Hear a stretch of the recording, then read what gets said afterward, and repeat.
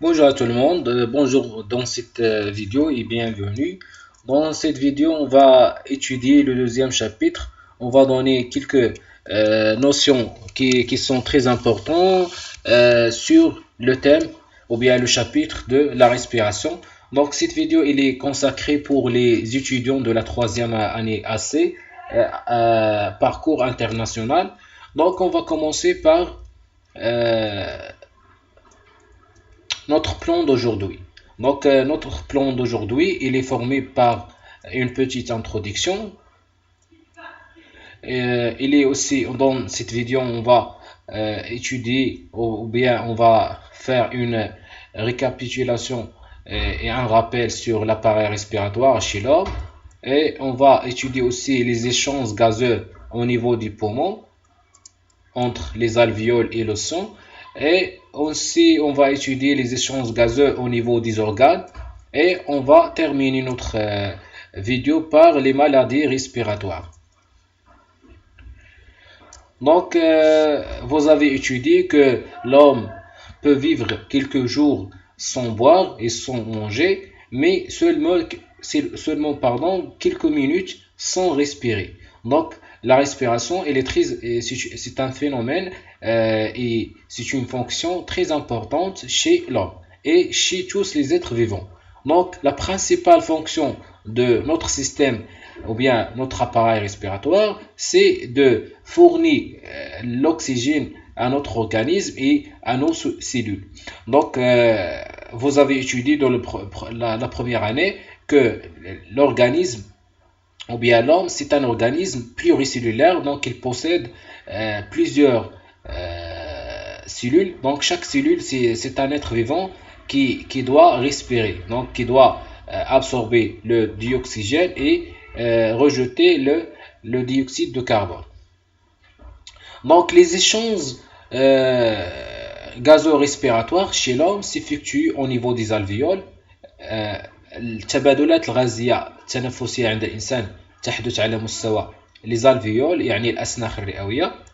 Donc, on va commencer dans cette diapo par l'anatomie de l'appareil digestif. Donc, l'appareil digestif, il est formé par un certain nombre d'éléments comme la fosse nasale, الحفرة الأنفية, la trachée, le poumon droit, le diaphragme, les côtes, la trachée, bronches et les bronchioles. Donc, il faut savoir que pendant l'inspiration, l'air il va pénétrer par le nez ou bien la bouche et il va passer par la trachée et les bronches et jusqu'à il y arrive au niveau des alvéoles. Donc, il faut savoir aussi que les alvéoles pulmonaires, ce sont l'unité fondamentale où s'effectuent les échanges gazeux chez l'homme. Donc, concernant les voies respiratoires, elles sont vont du nez jusqu'à les alvéoles. Donc, elles ont pour rôle humidifier, réchauffer et nettoyer l'air inspiré. Donc, الدور ديال المسالك التنفسية هو أن يصبح الهواء رطبا وساخنا ونقيا. Donc, les structures permettant de conduire à l'air à l'intérieur du poumon jusqu'à site d'échange sont les bronches, القصبات الهوائية والقصيبات الهوائية et les alvéoles, ce sont les zones ou bien l'unité où s'effectuent les échanges gazeux. Donc, pendant l'inspiration, donc, vous allez remarquer que l'air pénètre par la bouche ou par le nez, donc il va passer par la trachée et les bronches jusqu'à il y arrive au niveau des alvéoles. Donc, concernant l'air expiré, il va vers le sens opposé. Le système respiratoire permet les échanges gazeux indispensables à la vie. Il est composé de voies respiratoires et des poumons. الجهاز التنفسي كيتكون من مسالك تنفسية les voies respiratoires ومن رئتين. Donc, à l'intérieur du poumon, il y a des sacs alvéolaires كاينين الأكياس الهوائية. Donc chaque sac alvéolaire il est formé par des alvéoles pulmonaires الأسناخ الرئوية. Donc voici la structure des poumons. Donc les poumons, donc il existe poumon droite et poumon gauche. Donc ces deux poumons, donc à l'intérieur de ces deux poumons on trouve des branches et des alvéoles. Donc j'ai déjà dit que pendant l'inspiration, donc l'air passe par le nez ou bien la bouche et il arrive finalement jusqu'à les alvéoles pulmonaires.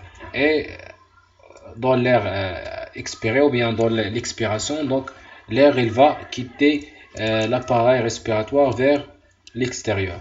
Concernant les caractéristiques des alvéoles pulmonaires, donc il existe trois caractères principaux. Premièrement, les alvéoles pulmonaires elles possèdent une surface d'échange très importante, estimée par 100 mètres carrés. Sa surface augmente avec l'effort. Aussi, il existe une irrigation pulmonaire et aussi on constate qu'il y a une paroi alvéolaire très mince.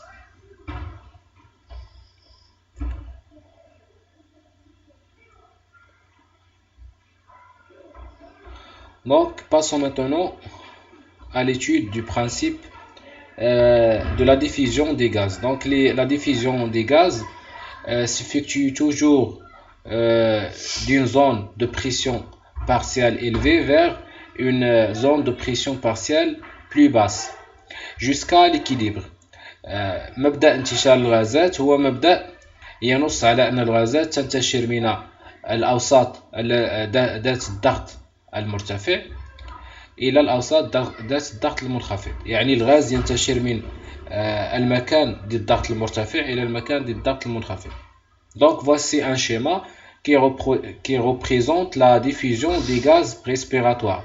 Donc vous allez constater dans ce schéma que les molécules d'oxygène ou bien la pression partielle de l'oxygène dans cette zone ou bien dans ce compartiment, donc il est plus supérieur que dans ce compartiment. Donc vous constatez que l'oxygène il va vers l'autre compartiment. Donc voici le sens d'orientation ou bien de déplacement de l'oxygène. Et on constate aussi que le dioxyde de carbone il va dans le sens opposé. La pression est une notion physique considérée comme une force appliquée sur une surface. Son unité c'est Pascal ou bien le millimètre de mercure ou bien l'atmosphère. Il faut savoir ces abréviations. Donc PO c'est la pression partielle de l'oxygène et PCO2 c'est la pression partielle de dioxyde de carbone. Et il faut noter aussi que 1 kilopascal égale 10 puissance 3 Pascal.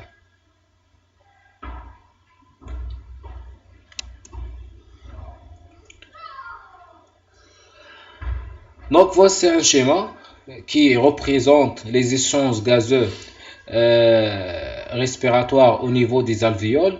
Donc vous avez étudié dans votre cours que les alvéoles ils sont en contact avec le sang. Donc ici vous avez quelques valeurs de pression partielle de l'oxygène et de pression partielle de dioxyde de carbone. Donc il y a 14 kilopascal au niveau de l'oxygène et 5,3 kilopascal de CO2. C'est au niveau de l'air alvéolaire. Mais dans le sang entrant, vous remarquez que la pression partielle de l'oxygène est 5,1 kilopascal et de CO2 c'est 6,1 kilopascal. Donc vous allez conclure que la pression partielle de l'oxygène au niveau de l'air alvéolaire est supérieure à la pression partielle de l'oxygène au niveau du sang venant de l'organe. Donc,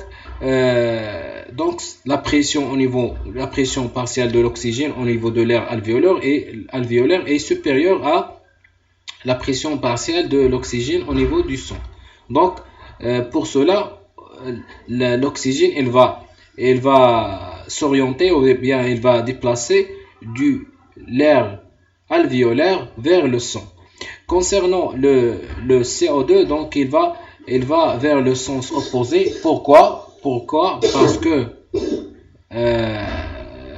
la pression partielle de CO2, donc il est égal 6,1 kPa dans le sang entrant et 5,3 kPa dans l'air alvéolaire. Donc il est supérieur ou bien important au niveau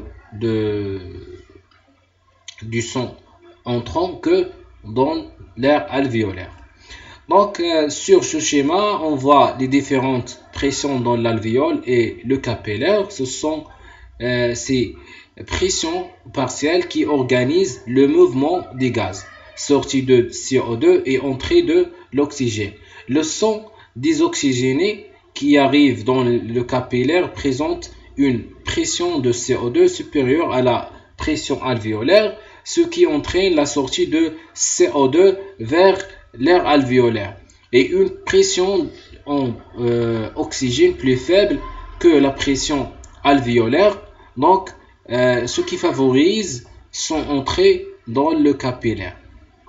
Ces différences de pression PO2, PCO2 qui permettent les échanges alvéolaires capillaires.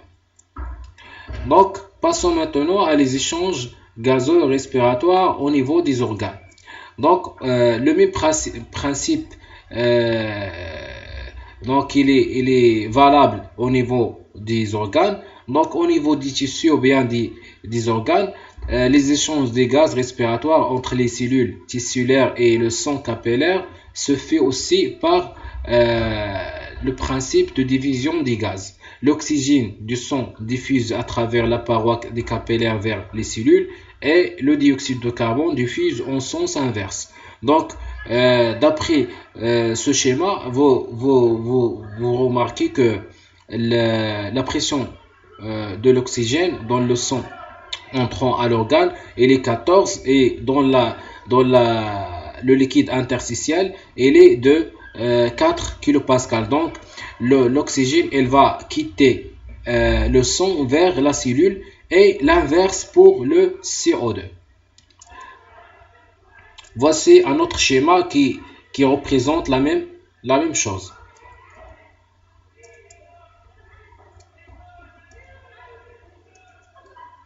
Donc, c'est au niveau de la cellule que sont dégradés les nutriments issus de la digestion. Cette dégradation nécessite de l'oxygène, c'est l'oxydation. Oxydat al-ardiyya. Les nutriments oxydés sont appelés métabolites. Le principal métabolite de la cellule, c'est le glucose, qui est un sucre simple, et aussi les acides gras et les acides aminés. Donc, l'équation globale de la respiration cellulaire, c'est C6H12O6 plus 6O2. Donc, il va donner 6CO2, 6H2O et l'énergie.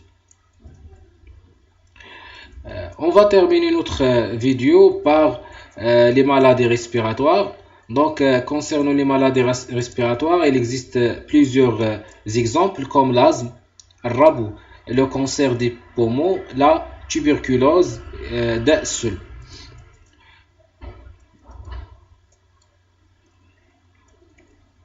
Donc, quels sont les moyens de préservation? Donc, éviter de fumer, donc pratiquer le sport et aussi, donc, il faut s'habituer par une alimentation équilibrée et il faut aussi pratiquer le sport et éviter de fumer, etc. Donc, merci pour votre attention et on se verra, Inch'Allah, dans la prochaine vidéo.